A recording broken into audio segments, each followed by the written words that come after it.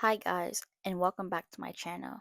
So, I just want to give a quick summary about how death, yes, how death, not just death, but like embracing death, coming to terms with death, actually, that's a better word of saying.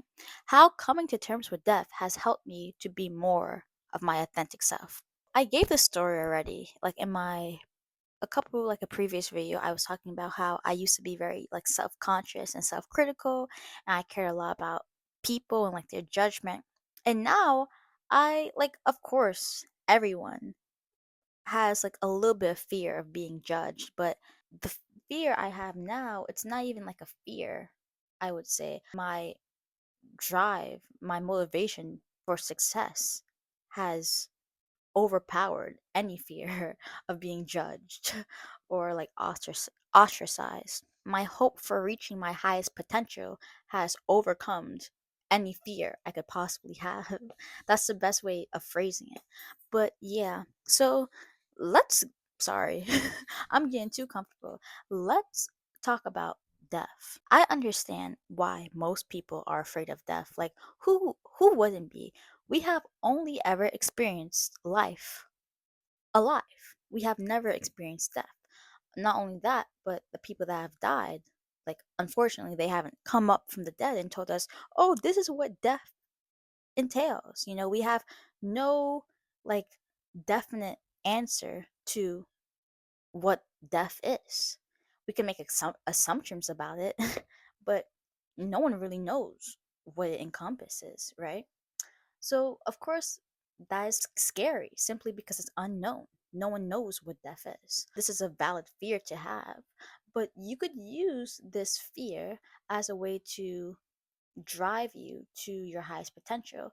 You could use this fear to fill you with urgency to start living the life you want to live. When I think of death, right, because I'm not hostile to the idea of it. I'm not actively trying to reject it. I'm just looking at it for what it is. Like, we are all going to die at one point. That's what it is. We can't like not die. Well, no one is immortal. Um, no one can run from this timeless truth. It's bound to happen, which means, in my mind, right? Since it's bound to happen, why reject it? If you can't reject it, then you must accept it. So when I started to accept death, and mind you, I never had like this strong fear of death, but I did feel this hesitance with it. When I started to accept it for what it is, then it helped me to come to the conclusion that wait, because I know I'm not going to be here for all my life, I should live my life in accordance. I should stop fooling around and I should start taking life seriously. I should start acting in ways that are more conscious and are more reflective of who I am. Because, like I said, I used to be very conscious of what people thought of me, and I used to try to act in ways to please people. But if you start to realize that, okay, at one point I'm not going to be here anymore, you would realize that, okay, actually I genuinely don't want to please people. And what I really want is I want to live in a life that I genuinely like, a life where I'm authentic to myself, a life where I'm ultimately happy. Coming to terms with death ultimately makes you more conscious of your actions.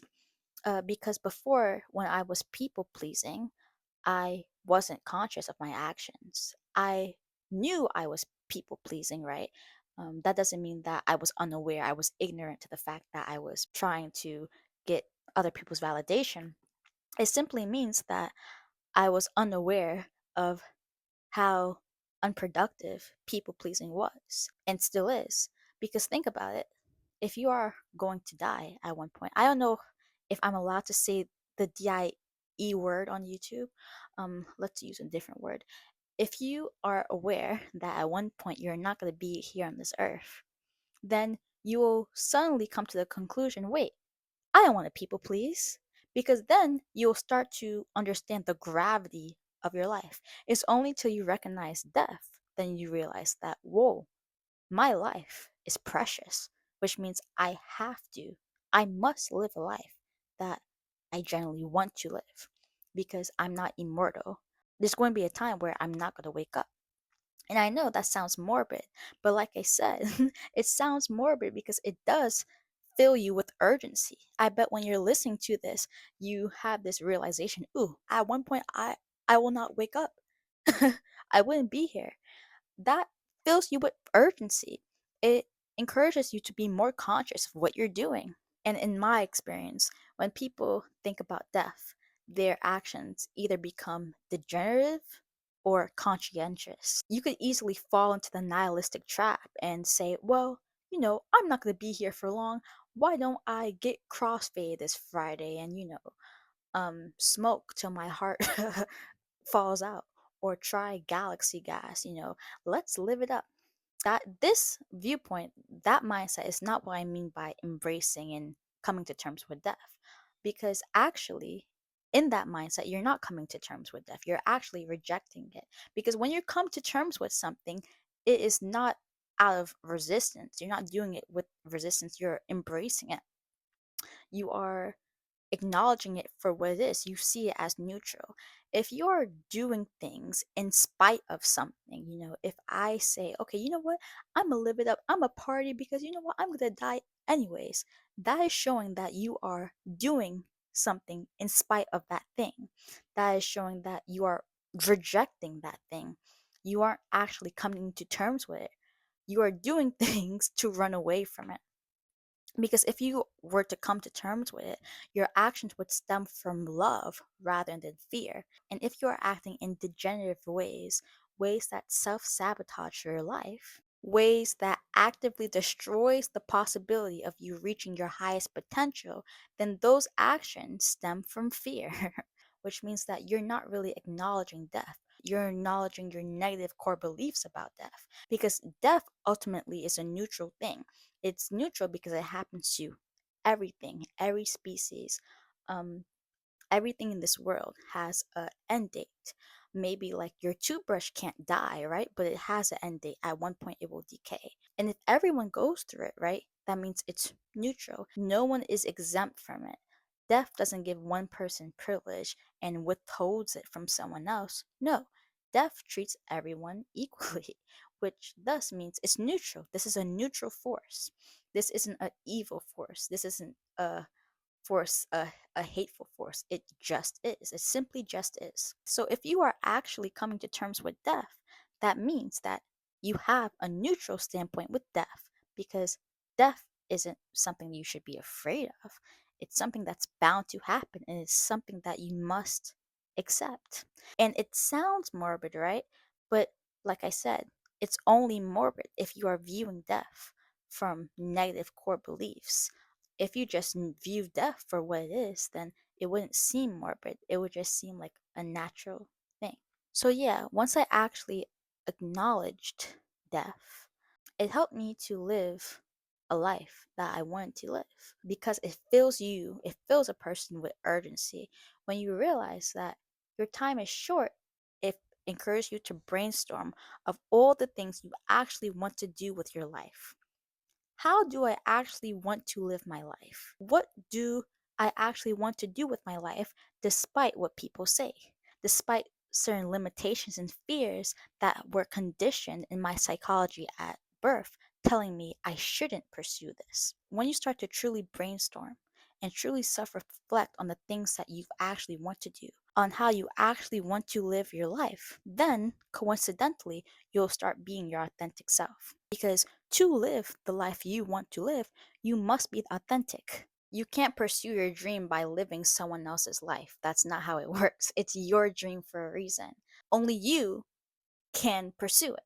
I believe that everyone has a divine purpose. Actually, it's not even a belief, it is factual, because we are all manifestations of the world, of the universe. You guys really think we just spawn on Earth just to be here? No. We have meaning, we have a purpose, but only you can understand your purpose. But if you're too busy being caught up in what people say about you and convincing you, oh, you should pursue this or you should do this, then you will never figure out your purpose. You literally have to be true to yourself. You have to be authentic to yourself to understand what you want to pursue, because that is ultimately where your divine purpose derives. It derives from what excites you, what you're passionate about.